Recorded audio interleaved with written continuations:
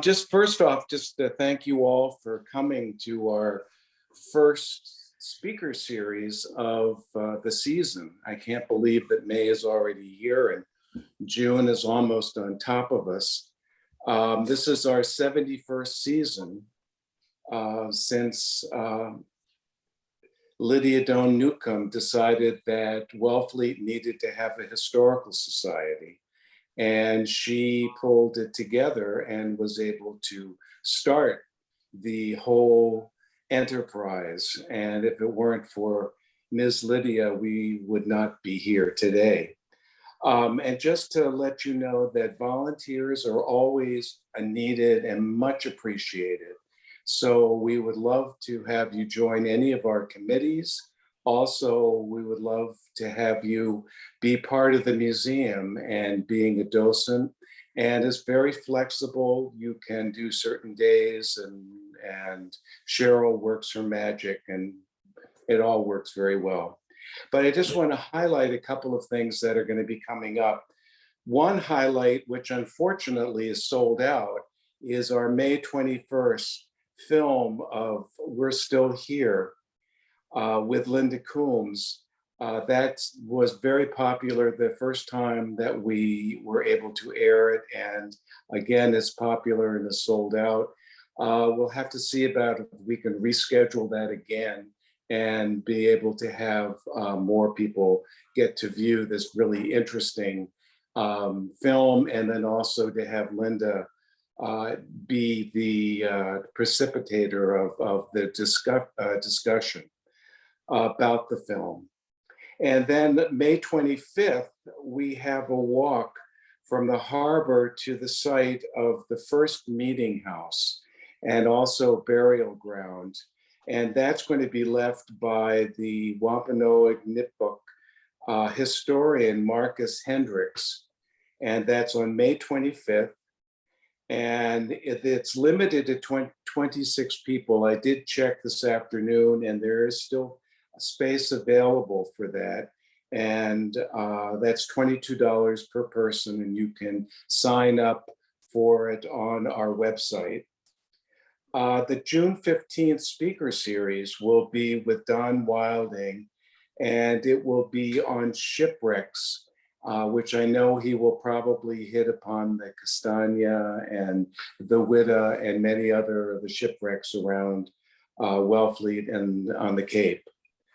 And then on June 19th, we have our Strawberry Festival, which has been going on for over 100 years, which has been it's always been a fun event.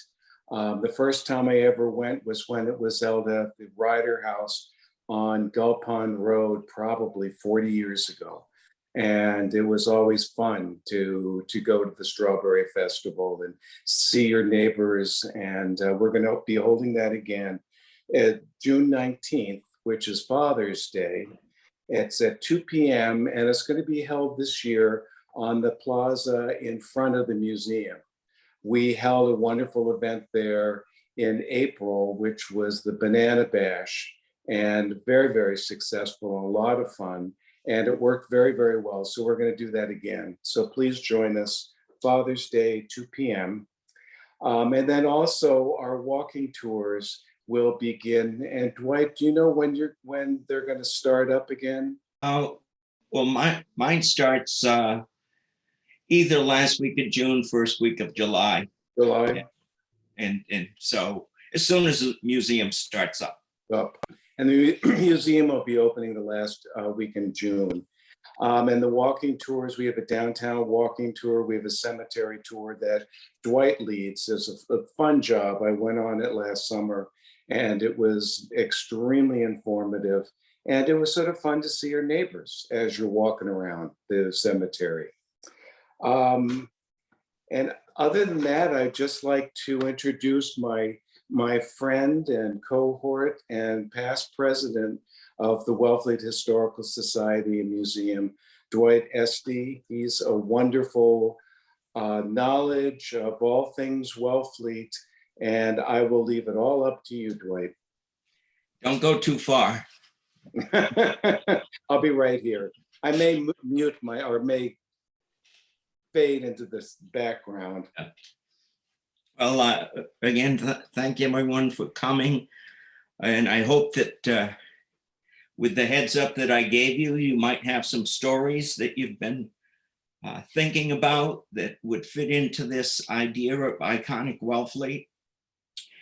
You know, in doing walking tours, particularly the one downtown, but also the cemetery one, and I've done some out at the waterfront as well for various organizations. There is no shortage of things that certain people might consider iconic in town. We choose what we choose.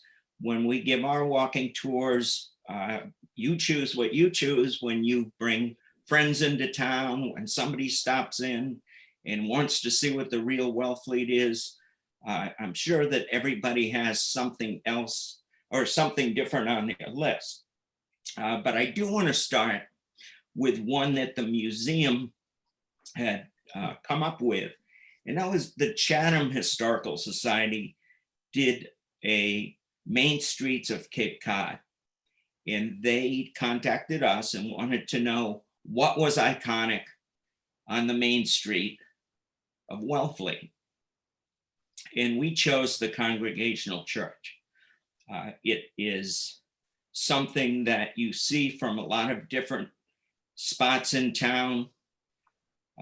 If you were a mariner back in the day when people approached town from the water, that would be the first thing that you would see.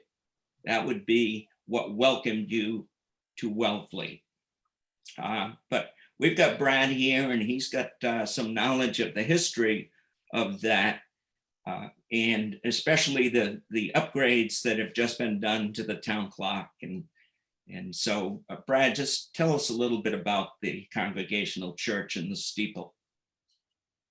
Well, first, I'll just explain my association with the Congregational Church is that I've been its director of music and now minister of music for over 30 years at the church.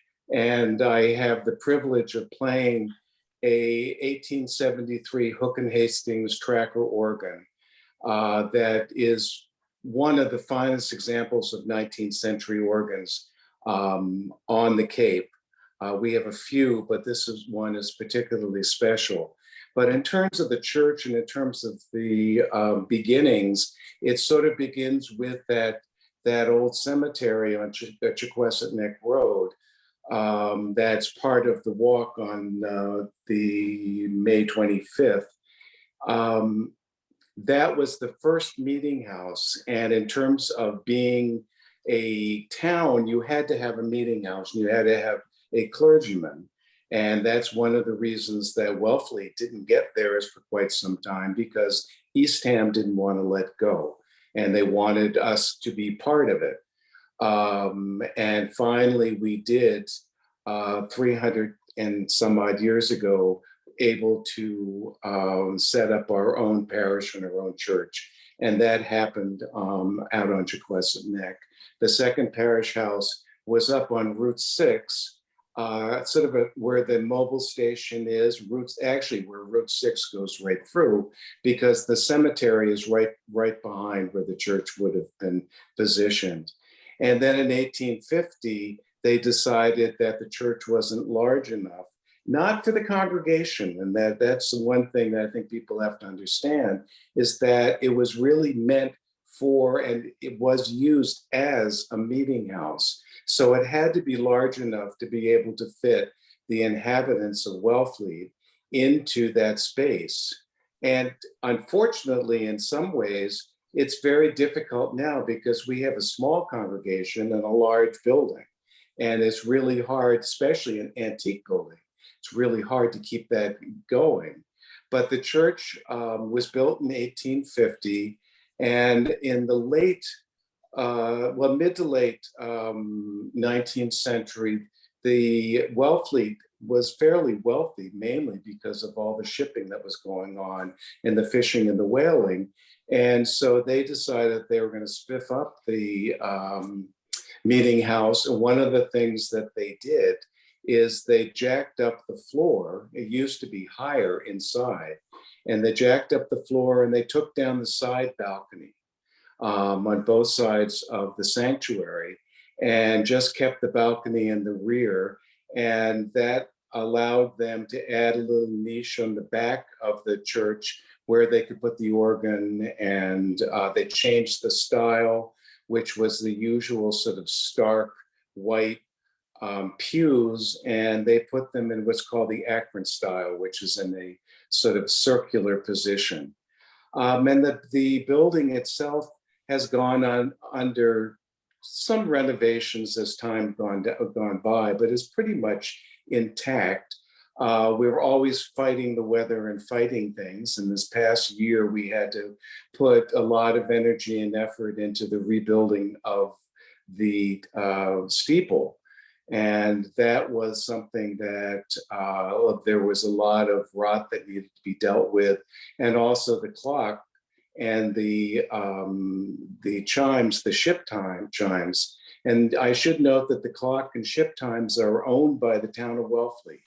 And they actually pay for it, a clock keeper who is there to take care, to be in charge of making sure that the clock is running properly, and also to make sure that it's changed. They change the time when we have the time change and everything. So this past year, the Burgess Company came in and did a wonderful job of restoring the tower itself and making it weather tight and painting and refacing the clock and regilding the weather vane at the top so that it looks much as it did in the mid to late 19th century, where the original tower, which is similar, if you know the First Congregational Church in Harwich at the intersection of Route 39 and Route 124, they have a spire type of steeple.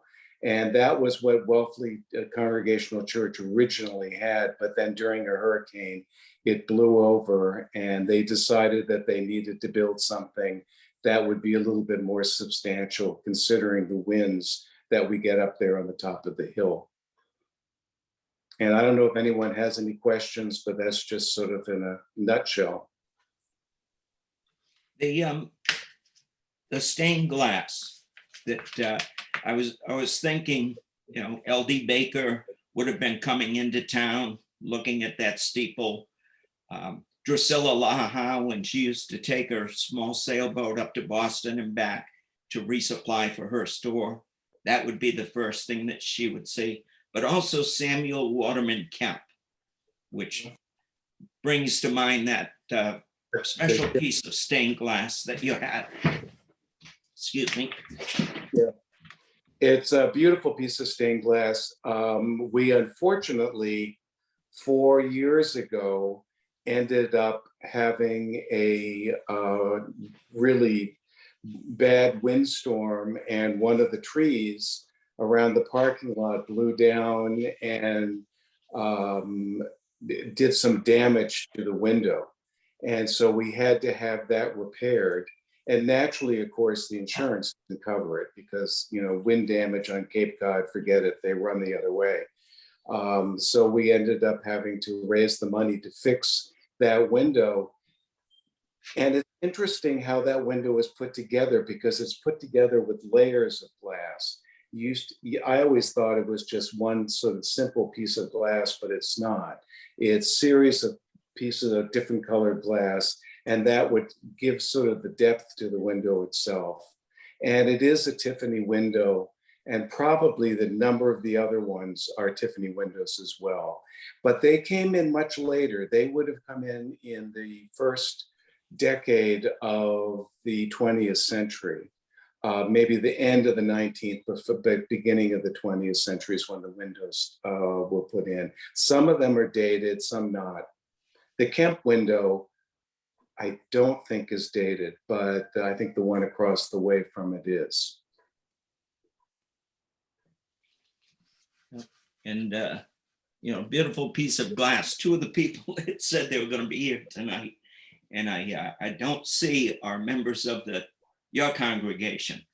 Uh, and they would have argued as to who has the best stained glass in town.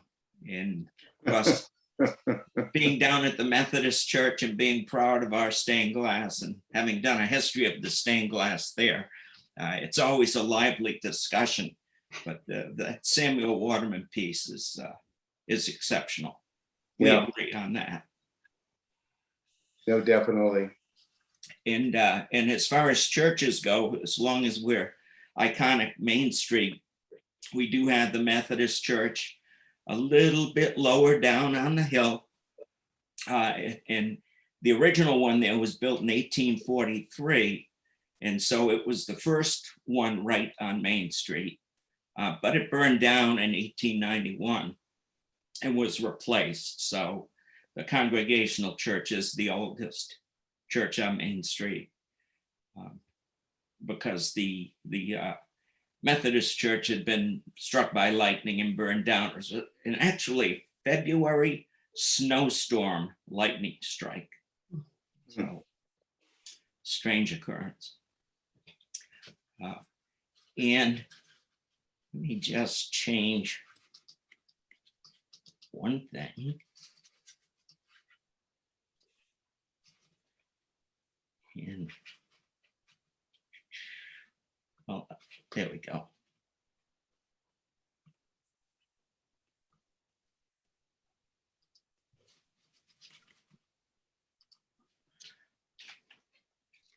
So we can see it's very small, but you can see the Congregational Church steeple in the background from a location, one of our other iconic things in Wellfleet. I know when it comes to putting pictures online for the museum, there is no shortage of pictures of Uncle Tim's Bridge. I remember when David Dratkin was working and he would just shake his head and say, another Uncle Tim's Bridge picture. But that gives us a good history. Does anyone have any comments on Uncle Tim's Bridge or anything else that is iconic downtown? Feel free to put it in the chat if you don't want to talk on camera, and I could read it out. Well, it's just a personal story, but when I was a kid, I wanted to go over Uncle Tim's Bridge. And for some reason, my parents decided that they would save it. And they told me that I could do it on my 6th birthday.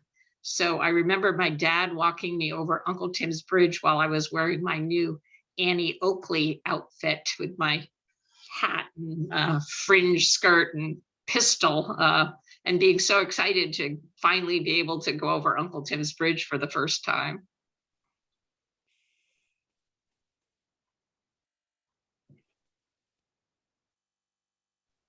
I know we're lucky that it looks the way it looks. Back around 1900, there was talk of putting a dam there. And so that there would be a freshwater side and it could be used for firefighting. So, and then in its most recent repair, there had been some talk of changing it to a steel structure. So thankfully the town went out with their idea to keep it historical looking.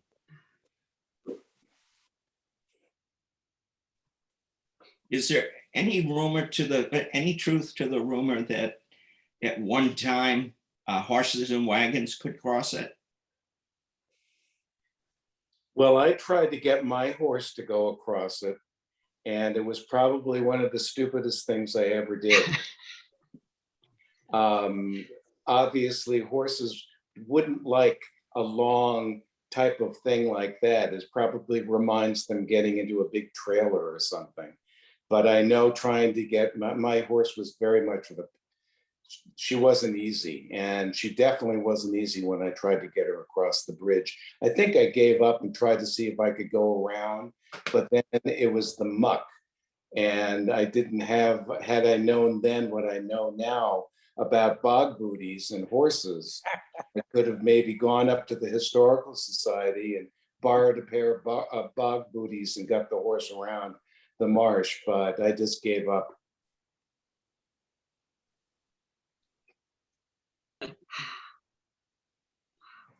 I don't know if this is something that other families have experienced, but I know when my daughter decided to get married down here, and you have to do something special for each table.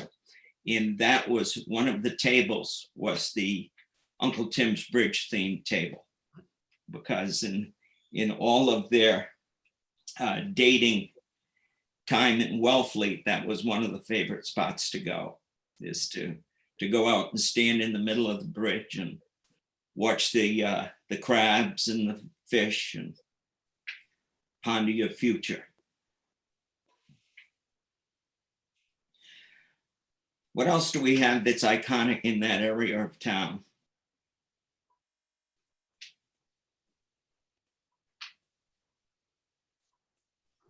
Well, I guess I could speak a little bit, since we're talking about churches, talk a little bit about the what used to be, what's now Preservation Hall, but was the first Catholic church in Wellfleet. Well, actually, the location is not the first one.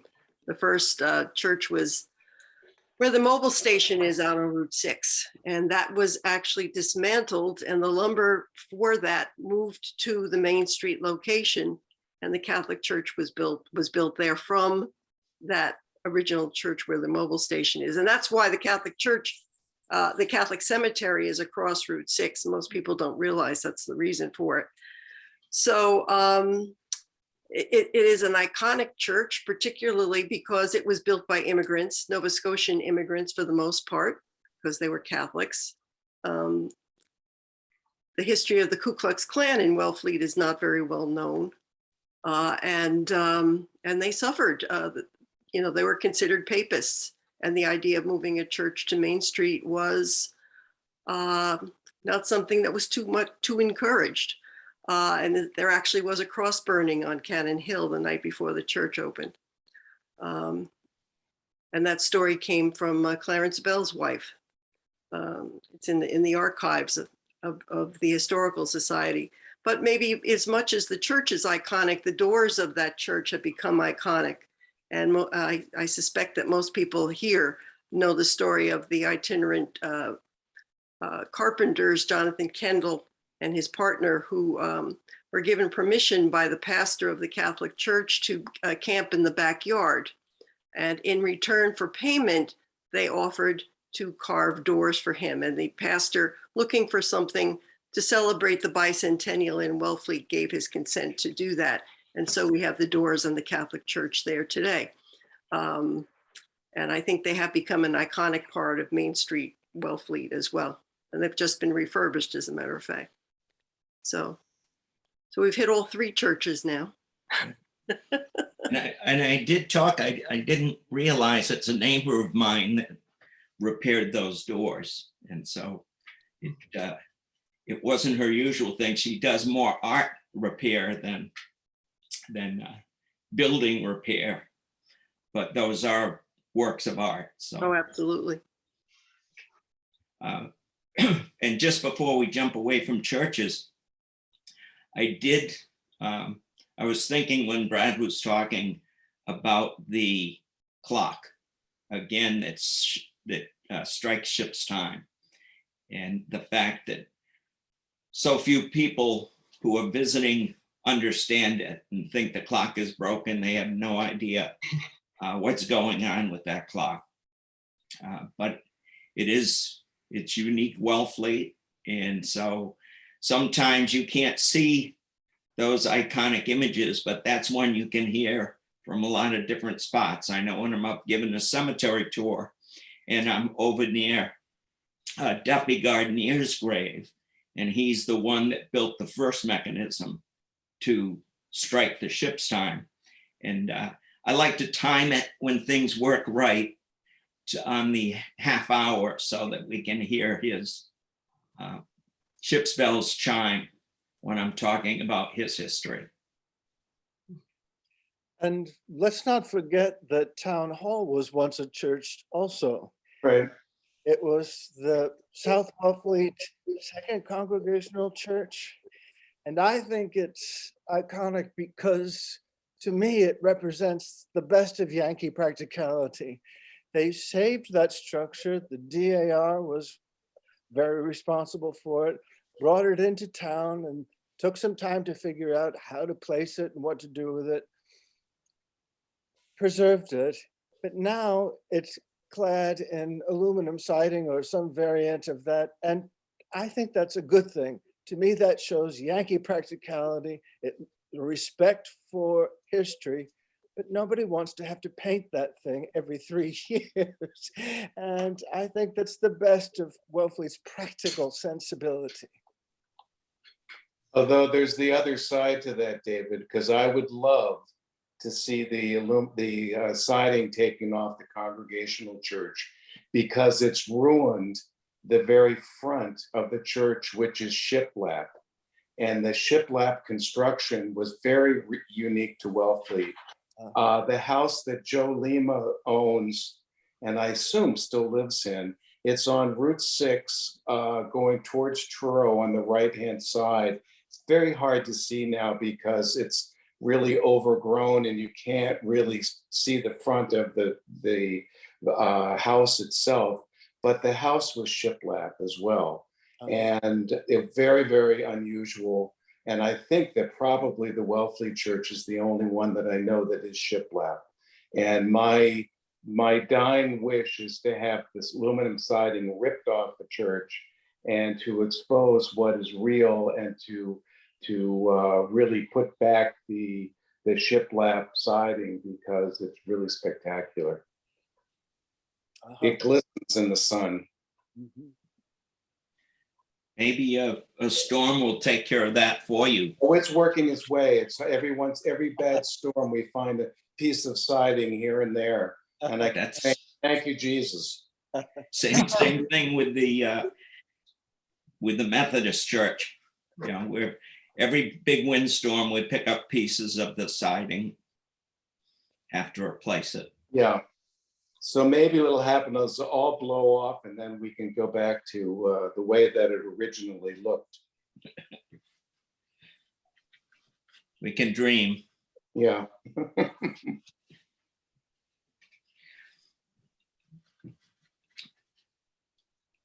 Well, now we enter town by highway, most of us. And if you're coming from off Cape, you're coming from the south. And I know you all left the Cape and then had to come back. What is the thing that you see that tells you I'm back in Wellfleet? What do you see that makes you finally say I'm home? The drive-in. The drive-in. Not what I see, it's what I smell. It's Blackfish Creek that makes me think I'm home. Water tower.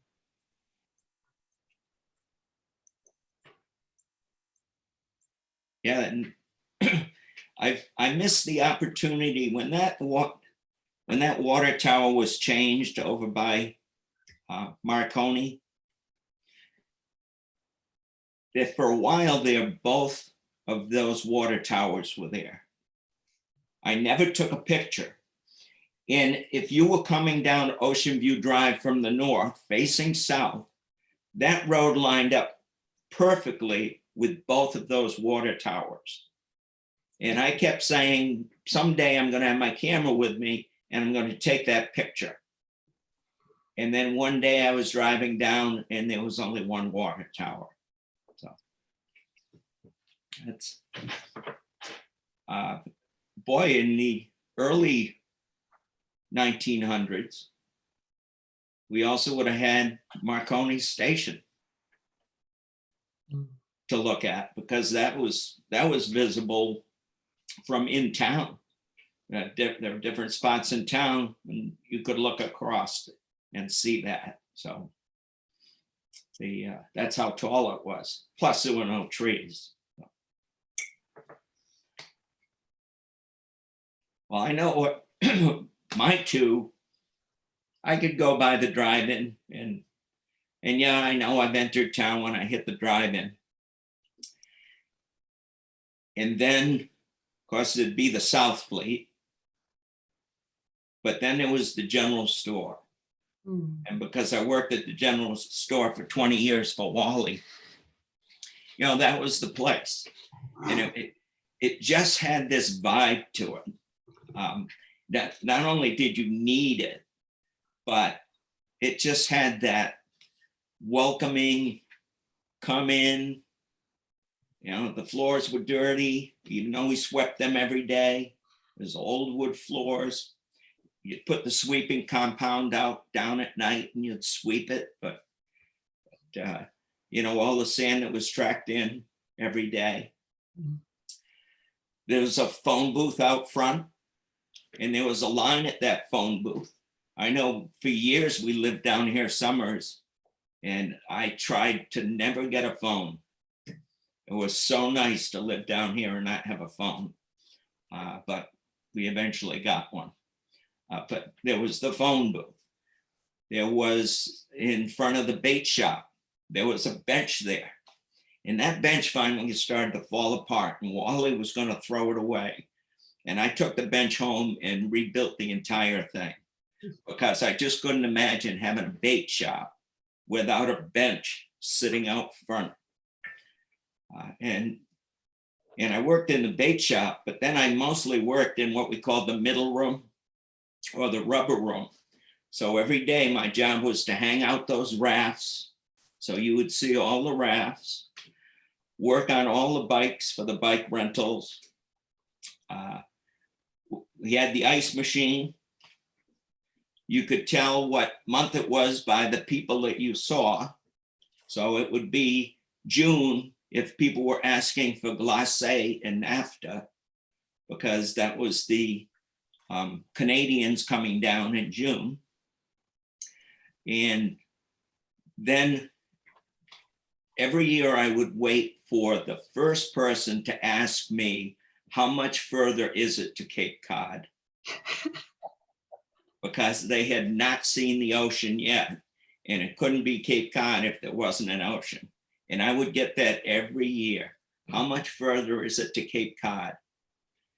And they'd want to know where the ocean was. Say, you're a mile away. And they were so happy. So that really felt like home, getting to the South Wellfleet General Store. And just before you got there, the other thing was the Blackfish Creek. And that is such an iconic view looking out across Blackfish Creek that whenever somebody paints that, and it's just a marsh with trenches, and you know the minute you see it, there's I don't know why it is so easily distinguishable, but it is. And being a shell fisherman, you know, I never use a tide chart. I just, you know, when you're driving to get your mail, when you're driving to pick up something at the store, you always look into Blackfish Creek so that you can judge where the tide is, what the tide is doing. Anybody else have places along Route 6 that speak to them?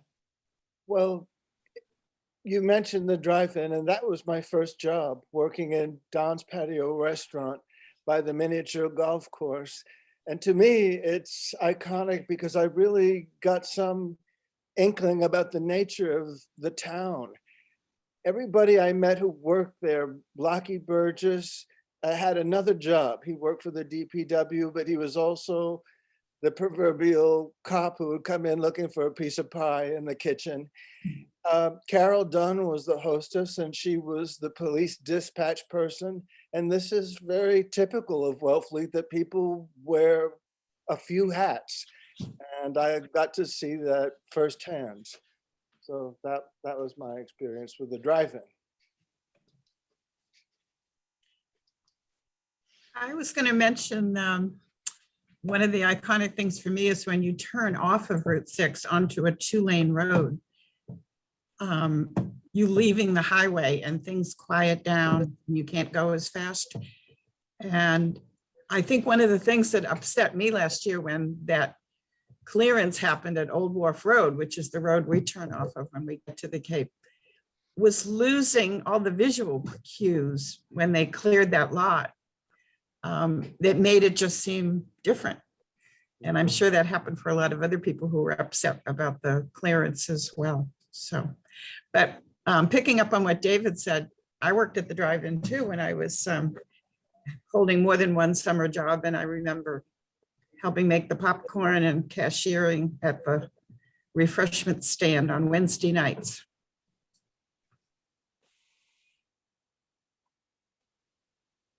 I guess PJ's would be an iconic location, Wellfleet. Another popular phone booth at PJ's. And they've been around for 50 years. And it's a yearly thing for school kids when it opens to show up that first day to buy their ice cream cones. Mm-hmm. And that will be tomorrow. So, All right. so they open tomorrow. So everybody, that's your day to go down and make sure you get your first PJ's ice cream cone of the year.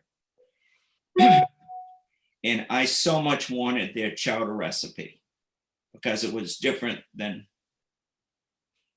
a lot of other chowder recipes. And of course, the prime ingredient being a ton of butter floating on top. And there were people, I had friends that worked there and, oh, I'll get you the recipe, I'll get you the recipe, but I don't remember ever getting the recipe. I think I know someone who has it, Dwight. I'll try and get it for you. Oh, thanks. I got my sea clams this morning, so I'm all set. All I need is the recipe. So I changed my background. That's an old picture of the general store from back when I was there. I cannot believe that I don't have an actual photograph of me working there. But there's the old sign and the ice machine and the Coke machine. And then next to that was the middle room, and then the bait shop. And I have another picture that has the bait shop, the middle room, and the clam shack, which of course now is the boulangerie. But when my kids were young, and that was one of their first jobs, was working at the clam shack with Bill Millette and working the window. And that was before the bike trail went through, because Bill Millette tried to capitalize on the bike trail. I still have the t-shirts he made that year when the bike trail came through. I don't think I've had Indian pudding since the clam shack disappeared. That was such a big treat. After your meal was have the watermelon slice and the Indian pudding. Exactly, the I watermelon don't slice. think I've had it since. The Indian pudding. Yep. Just because I miss it, I've made it a few times. Uh-huh. When I make Indian pudding, it's hit or miss. I don't know why I can do the same thing and it never comes out the same. But sometimes it's good. Well, it's the hard sauce that matters. Maybe we'll have the museum should have a throwback An Indian pudding day. banquet. An Indian pudding. That wouldn't be a bad idea. Yeah, we did one Instead of with bananas, cookies a few call it years Indian back. pudding. We had a special cookie thing a few years back. Yeah, didn't you have ginger snaps or something, Dwight? Yes. Yeah, I remember that. I think the last Indian pudding I ate was in the Holden Inn. They actually served dinner at one point, and I don't think I'd had a lot of Indian pudding before that, but that's the last I had. Yeah, it's too bad that we lost Fred this year because he was a historian in his own right, Was it? but he was responsible in part for us losing one iconic set of structures. And that's the lemon pie cottages, Oh, because he worked to rebuild those when they were changed from the lemon pie shape to what there is now. Yeah, it's too bad that Jeannie Kozer has dropped out because the lemon pie cottages were owned by her grandparents. Earl Godwin, who worked with Luther Kroll and owned the lemon pie cottages. And I always have to kid Jeannie is that 30 years later, after her grandparents had sold, or grandfather sold it, she ended up having to pay fairly big bucks to buy one of the cottages there. And I always think it's sort of ironic that she's had to go back to part of her family lore as to own one of those cottages. Yeah, we always decry any changes, and but I don't think any place has changed more than the waterfront over the years. If you go back to National Geographic in the 1950s when they did an article on Wellfleet, and it was the Spit and Chatter Club that was one of the features. The Spit and Chatter Club was there. That used to be a wooden bridge where the water flowed freely up into Mayo Creek.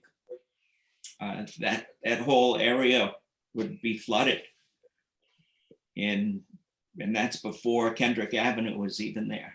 So there's big changes, especially in the 50s when they took Paradise and put up a parking lot, the Shirtail Point. Now all those little summer cottages that lined Kendrick Avenue down there, they're all being turned into small houses, one after another. Yeah. That's a change that's happening very fast, that those little cottages, well, the cottage system in general is Right. disappearing completely. It's they're gone pretty much. Well, I was talking with somebody the other day who he's in his late 80s. He's lived in Truro and Provincetown his whole life. And he said that those cottages, Days cottages, went for $450,000 a piece. Oh, easily. Easily. And that was the first time they were converted into condos. I think they're probably higher now. Yeah.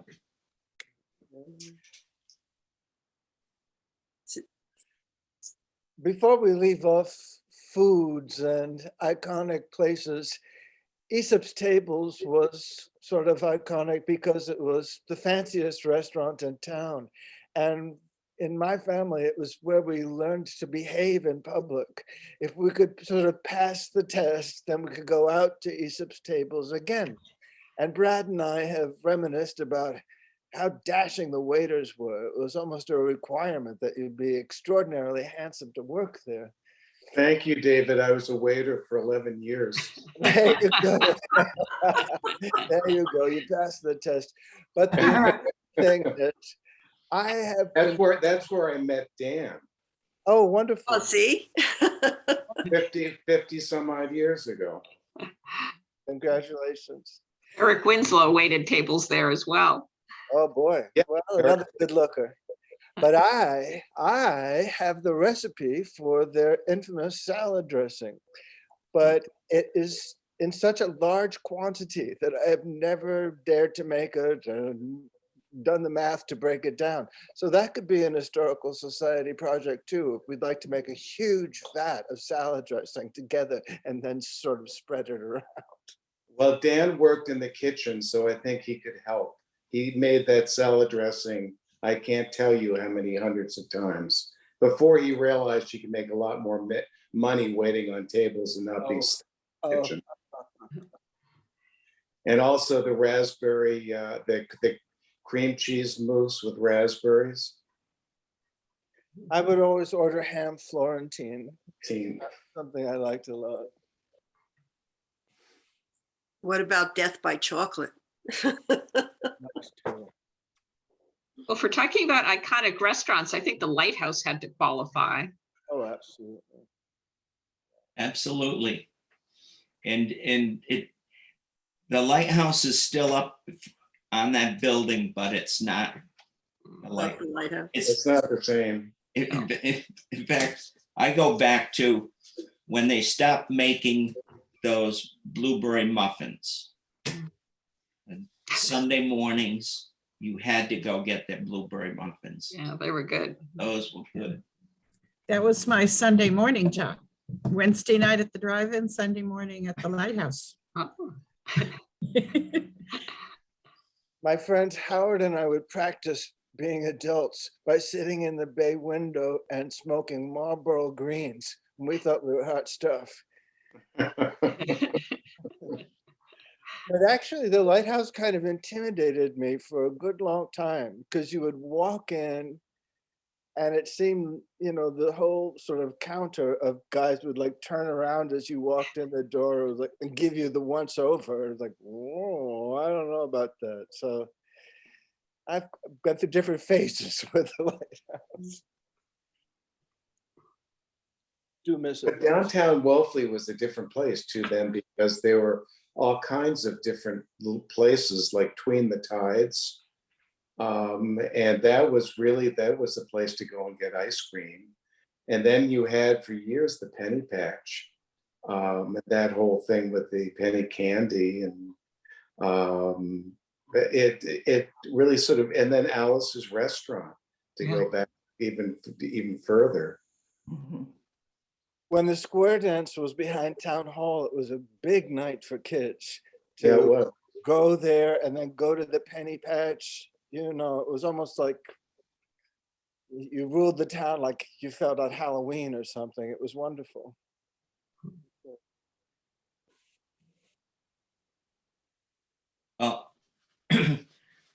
We're not going to get to anywhere near the number of subjects that I had written down for Iconic Wellfleet, but I want to throw some out, and just things that I brainstormed, because Wellfleet isn't just, you know, downtown and Route 6 and restaurants. I'm sure everybody's got their favorite spot that most of which they won't share with anyone else. For example, Duck Pond. But I just think of like Lieutenant Island Bridge and Great Island. You know, I have to walk all the way around Great Island every year. I have to go out and look at the 2 American chestnuts that are out there, which unfortunately are finally succumbing to the disease. The Lombard Cemetery, the Island School, where the Island School was, that marker, the Atwood Higgins House, and definitely this time of year, Herring River. Arlene and I walk that section of river all the time now, just to watch the herring and the glass seals. And when you're there at the count site, you're just a little bit down Old Kings Highway from where the first schoolhouse was in town. And that marker as well. And of course, you always need to swing by the sluice. So those are some of my spots. And nobody can ever keep up with that many. I don't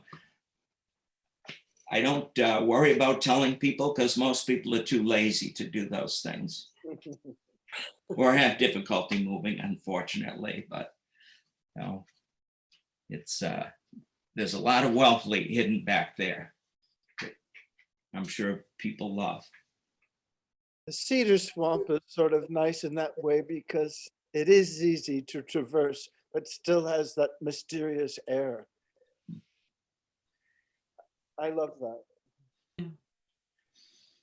And that was about the only good thing about the COVID, was that it got me in the woods every day to get away from people.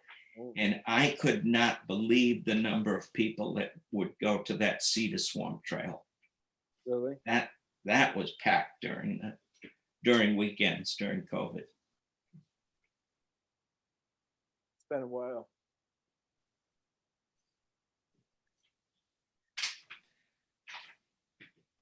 Any other favorite spots out there?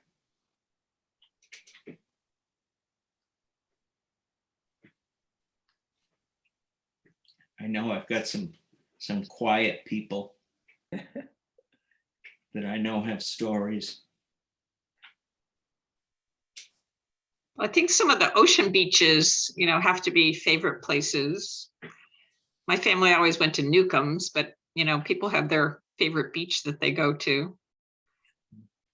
And ours actually switched over the years, because as your family matures, the interests are different. So for Arlene and I, it was always LeCount Hollow Beach at McGuire's Landing.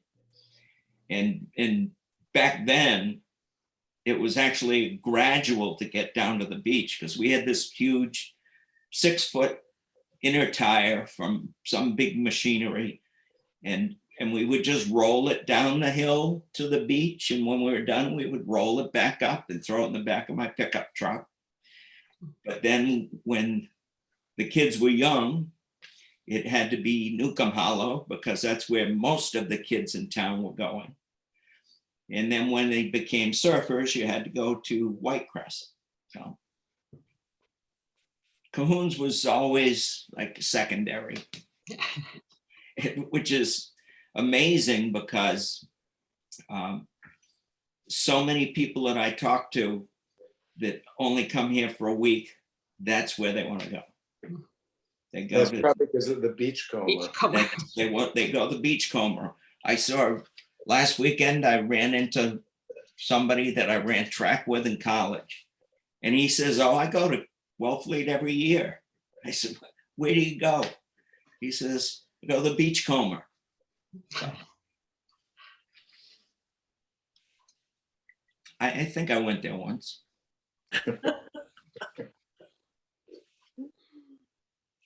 The Cove is special because it's sort of the breathing space for what's a pretty densely populated neighborhood on Indian Neck. But you can sort of wander around there. And as a kid, there were a bunch of wrecked boats that were our playground to pretend we were pirates and things. And now I sort of mark my own decline by watching those boats and seeing the way they deteriorate. Yeah, they're no longer there, Right, or just the bones anyway. right. There were quite a few. Yeah, David and I grew up in the same hood.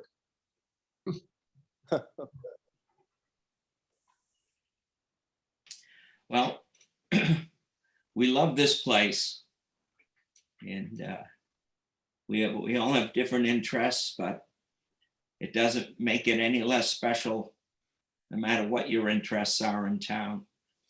And one of mine is history, so I thank Brad and the museum for giving me the opportunity, and David Wright and I have got a little project to go look at a house that's going to be cleaned out and see what there is to find, that this history that's hidden in those houses.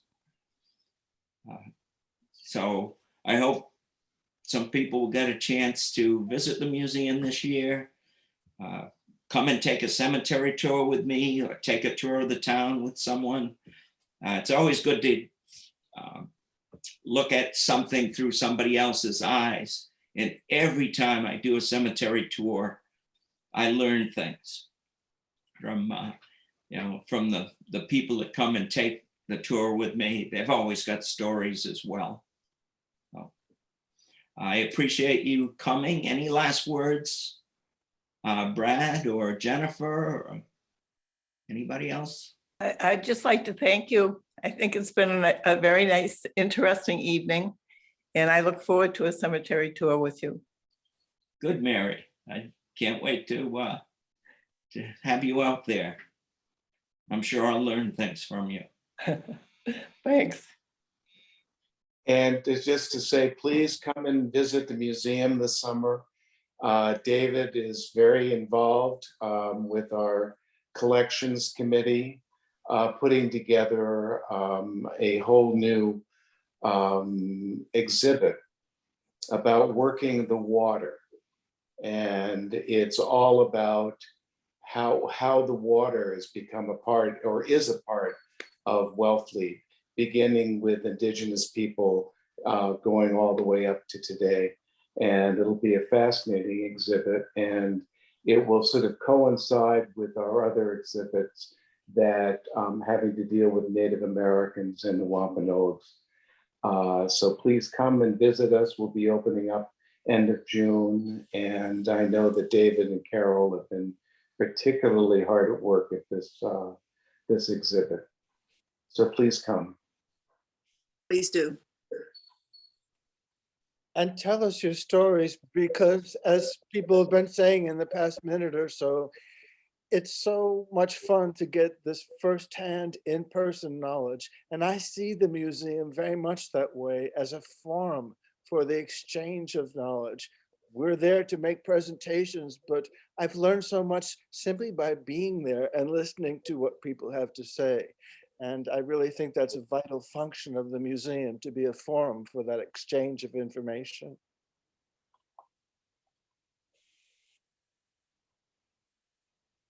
Great.